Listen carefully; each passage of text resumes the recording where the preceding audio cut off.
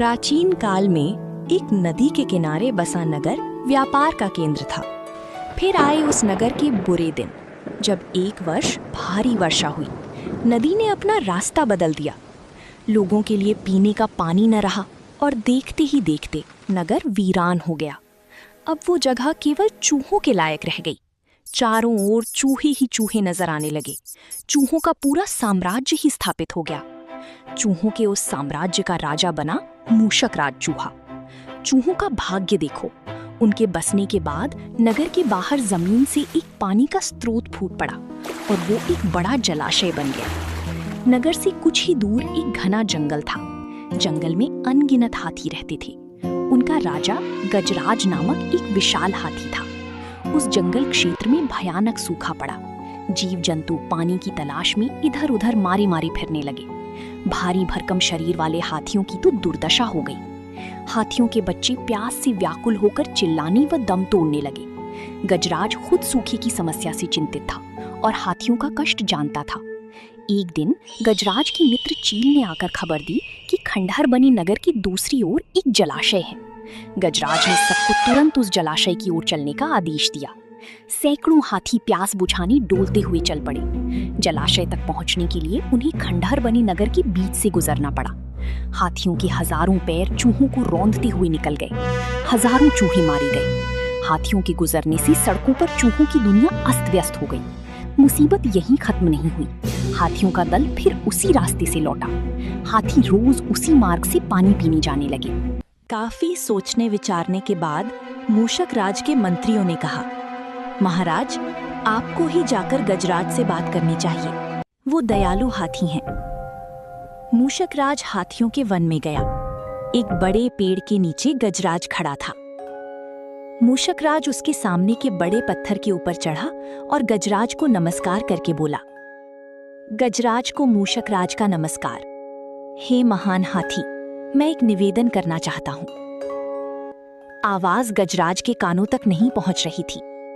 दयालु गजराज उसकी बात सुनने के लिए नीचे बैठ गया और अपना एक कान पत्थर पर चढ़े मूषक राज के निकट ले जाकर बोला, नन्हे मियां, आप कुछ कह रहे थे, कृपया फिर से कहिए। मूषक राज बोला, हे गजराज, मुझे चूहा कहते हैं। हम बड़ी संख्या में खंडहर बनी नगरी में रहते हैं। मैं उनका मूषक राज हूं। आपके हाथी रोज जलाशय तक जाने के लिए नगरी के बीच से गुजरते हैं। हर बार उनके पैरों तले कुचले जाकर हजारों चूहे मरते हैं। ये मूषक संहार बंद न हुआ तो हम नष्ट हो जाएंगे। गजराज ने दुख भरे स्वर में कहा, मूषक राज, आपकी बात सुन मुझे बहुत शोक हुआ। हमें ज्ञान ही नहीं था कि हम इतना अनर्थ कर रहे हैं। हम नया रास्ता ढूंढेंगे।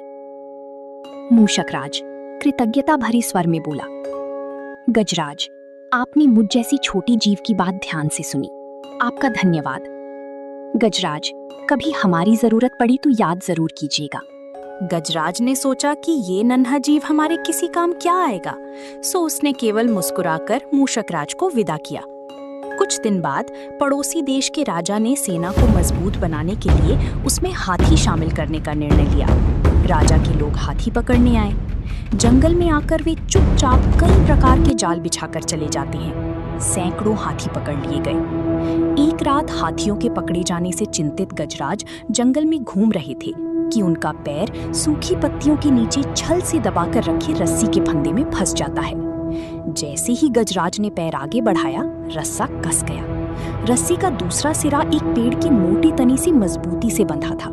गजराज चिंघाड़ने लगा। उसने अपने सेवकों को पुकारा, लेकिन कोई नहीं आया। कौन फंदे में फंसे हाथी के निकट आएगा?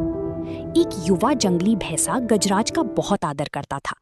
जब वो भैंसा छोटा था तो एक बार वो एक गड्ढे में जा गिरा था। उसकी चिल्लाहट सुनकर गजराज ने उसकी जान बचाई थी। चिंघाड़ सुनकर वो दौड़ा और फंदे में फंसे गजराज के पास पहुंचा।